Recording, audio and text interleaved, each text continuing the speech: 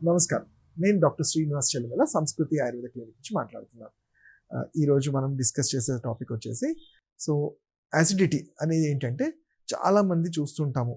ఇతరత్ర ఏ జబ్బులున్నా కానీ కామన్‌గా చెప్పేది డాక్టర్ నాకు తినగానే తేన్పుల్లాగా వస్తున్నాయి, లేకపోతే కడుపు ఉబ్బరంగా ఉంది, అది ఇంకొన్నిసార్లు మోషన్ సరిగ్గా అవ్వట్లేదు అంటారు. అంటే మీరు చూసుకుంటే ఈ గ్యాస్ట్రిక్ ప్రాబ్లమ్ అనేది ఉట్టి పేరుకు ఏదో గ్యాసెస్ అని కాదు. ఇతరత్ర ప్రాబ్లమ్స్ లైక్ కాన్‌స్టిపేషన్ మలబద్ధకంలో కూడా చూస్తాము. పైల్స్ అంటే అర్షమూలలు ఇలాంటి కండిషన్స్‌లో కూడా చూస్తుంటాము. ఇంకా క్రానిక్ కేసెస్ క్రానిక్ డైవర్టికులైటిస్ అంటాం. ఇంటెస్టైన్స్‌లో ఇన్ఫెక్షన్స్ ఇలాంటి కండిషన్స్‌లో కూడా కామన్‌గా గ్యాస్ట్రైటిస్ అని చూస్తాం. అంటే మన శరీరం తీసుకునే ఫుడ్‌ని సరిగ్గా డైజెస్ట్ చేసుకున్నప్పుడు ఆ గ్యాసెస్ అన్నీ అక్కడ కలెక్ట్ అయ్యి ప్రతి ఆర్గాన్ మీద, ఎందుకంటే మన పొట్టలోనే మన ప్రతి విజరల్ ఆర్గాన్స్ అన్నీ ఉంటాయి. లివర్, కిడ్నీస్, స్టమక్ ఇవన్నీ కూడా ఉండి అక్కడ గ్యాసెస్ ఫామ్ అయ్యి వాటి మీద ఒత్తిడి పెంచి అది ఇతరత్ర జబ్బులకి కారణమయ్యే ఛాన్సెస్ ఉంటాయి. కాబట్టి అసలు ఈ గ్యాస్ ఎలా ఫామ్ అవుతుందో తెలుసుకోవాలి. మనం చూసుకుంటే ఫస్ట్ మనం తీసుకునే ఫుడ్ మన బాడీలోకి, మన స్టమక్‌లోకి ఎంటర్ అవ్వగానే, మన బైల్ జ్యూస్ రిలీజ్ అవ్వగానే ఈ గ్యాస్ట్రిక్ జ్యూసెస్ అన్నీ కూడా ఫుడ్‌ని డైజెస్ట్ చేసుకొని చిన్న పేగుల్లో డైజెస్ట్ అవుతుంది. మన శరీరానికి ఏదైతే అవసరం లేదో అవన్నీ పెద్ద పేగుల్లో చేరిన తర్వాత అది మలం అంటే మోషన్ లాగా పాస్ అయిపోతుంది. బట్ ఎప్పుడైతే మనిషి టైంకి ఫుడ్ తీసుకోకపోవడము, సరైన టైంకి చాలా ఎక్కువగా బాడీని డైజెస్ట్ చేసుకునే ఫుడ్స్ అంటే టైం ఎక్కువ తీసుకునే foods like non veg items కానివ్వండి, ఆల్కహాల్, చాట్ కానీ, బేక్డ్ ఐటమ్స్, బయట ఈ ఫాస్ట్ ఫుడ్ ఇవన్నీ కూడా ఏమవుతుంటే ఈ స్టమక్ మీద ఒత్తిడి పెంచేస్తాయి. గ్యాస్ట్రిక్ జ్యూసెస్ని డిజాల్వ్ చేస్తాయి. అంటే వాటి మీద ఒత్తిడి పెంచి వాటి పనిని తగ్గించే ఫుడ్స్ తీసుకోవటం వల్ల. అండ్ లేట్ నైట్స్, ఎందుకంటే మనము ఎంత ఎర్లీగా ఫుడ్ మనం తీసుకుంటే 6:30, 7:30 లోపల ఫుడ్ తీసుకుంటే 10 అనేది మన డైజెస్ట్ అయ్యే టైం. అది లివర్ అనేది మన ఫుడ్ని డైజెస్ట్ చేసుకునే టైం.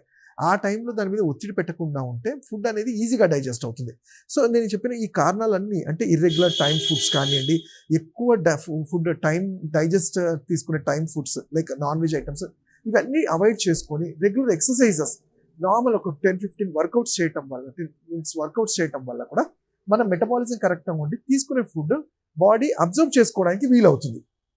ఇవి కాని పక్షంలోనే ఈ గ్యాస్ట్రిక్ జ్యూసెస్ అన్నీ ఫామ్ అయిపోయి కొంత సందర్భం లక్షణాలు చూస్తే ఏంటంటే పైకి ఎగదన్నుతుంటాయి, గ్యాసెస్ ఫాటింగ్ అంటాము, గ్యాసెస్ రిలీజ్ అవుతుంటాయి. కొంతమందిలో ఛాతీలో పెయిన్ఫుల్ లాగా ఉంటుంది. దీనివల్ల ఏంటంటే వాళ్ళకి ఏదో హార్ట్ ప్రాబ్లం లాగా కూడా చాలాసార్లు కంగారు పడిపోతుంటారు.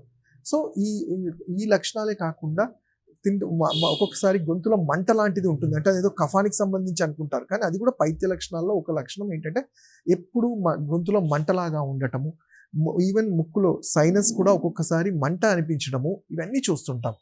దానికి మనం లక్షణాలు తెలుసుకున్నాము. మరి ఎవరికి వస్తుంది అంటే ఎవరైతే సరిగ్గా టైంకి ఫుడ్ తీసుకోకుండా సరైన ఫైబర్ ఫుడ్ లేకుండా, అంటే మన ఫుడ్లో ఈ ఫ్రూట్స్ కానీ వెజిటబుల్స్ యాడ్ చేయటం వల్ల ఆ గ్యాసెస్ని రిలీవ్ చేయడానికి హెల్ప్ అవుతుంది. సో ఎవరైతే చేయరో వీళ్ళందరిలో మనం చూస్తున్నాము. మరి వీటికి ఇవన్నీ చేసినా మాతో ఇప్పుడు ప్రాబ్లం ఉంది డాక్టర్ గారు, దీనికి మేము రోజు ఒక మెడిసిన్ పొద్దున్న లేవగానే కొన్ని సంవత్సరాల నుంచి వాడుతున్నాము అంటారు. అది ఒకటేనా పరిష్కారం అంటే తప్పకుండా కాదు.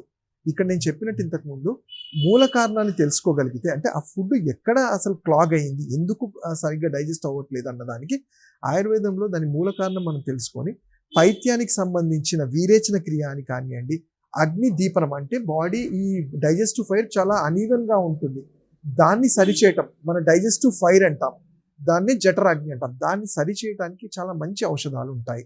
అలాంటి అంటే త్రికటు అని కానివ్వండి, త్రిఫలా చూర్ణం అని కానివ్వండి. ఈ త్రిఫలా చూర్ణాన్ని కూడా బాడీ రోజు క్లిన్జింగ్ చేయడంలో రోజు అంటే ఉసిరికాయ, కరక్కాయ, తానికాయని సమపాలలు తీసుకొని చూర్ణంలాగా చేసుకొని కొంచెం గోరువెచ్చల నీళ్ళలో రోజు రాత్రి తీసుకోవటం వల్ల బాడీ ఫ్లష్ అవుట్ చేయడంలో హెల్ప్ అవుతుంది. అలానే టైంకి ఫుడ్ తీసుకొని వీలైతే మెంటల్ స్ట్రెస్ తగ్గించుకొని ఎర్లీగా పడుకోవటం అనేది కూడా చాలా ఇంపార్టెంట్ ఉంటుంది. ఇవన్నీ కానప్పుడు ఆయుర్వేదంలో పంచకర్మాల్లో నేను ఇంతకు చెప్పినట్టు బస్తి క్రియ కానీ వీరేచన క్రియ అనేది మేము రెగ్యులర్గా చేస్తూ ఉంటాము. వీటితో పాటు మనిషి టైంకి ఫుడ్ అనేది మళ్ళీ ఎందుకు చెప్తున్నామంటే మన ఫుడ్ మీదనే, అంటే ఆ టైంకి తీసుకునే ఫుడ్ ఎన్నిసార్లు మనము తక్కువ ఫుడ్ ఎక్కువసార్లు తీసుకుంటేనే మన మెటబాలిజం అనేది కరెక్ట్గా ఉంటుంది. ఆ ఫుడ్ టైంకి తీసుకునే వాళ్ళలో మీరు ఎక్కువ ఈ గ్యాస్ట్రైటిస్ అనేది చూస్తుంటాం.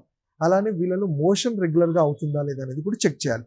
మోషన్ రెగ్యులర్ కాకపోయినప్పుడు వాటిని సరిచేసేవి ఫుడ్స్లో మనకి ప్రూన్స్ అంటాము. అంటే మనకి డ్రైడ్ ఆల్బుకారా అని వారంలో 2-3 సార్లు 2-3 తినడం వల్ల కూడా ఫ్లష్ అవుట్ చేయటము, బనానాస్, అలానే జాంపండు ఇలాంటి ఫ్రూట్స్ని మన డైట్లో రోజు యాడ్ చేస్తూ ఉండాలి. ఫ్రూట్స్ కూడా ఇన్ బిట్వీన్ మీల్స్ తీసుకోమంటాం, ఐదర్ 11 o'clock లేదంటే 4 o'clock అనేది. అలానే వాటర్ హైడ్రేటెడ్గా ఉండాలి. వీటితో పాటు మీరు నేను చెప్పిన ఔషధాలని ఒక పద్ధతి ప్రకారం తీసుకోగలిగితే ఎంత గ్యాస్ట్రైటిస్ దాని రిలేటెడ్ ప్రాబ్లమ్స్ ఉన్నా కానీ కంట్రోల్ అవుతాయి. ఇంకా వీటి గురించి తెలుసుకోవాలంటే మీరు నా క్లినిక్స్లో వచ్చి నన్ను కలవచ్చు. నా నంబర్ 7658909501. Thank you.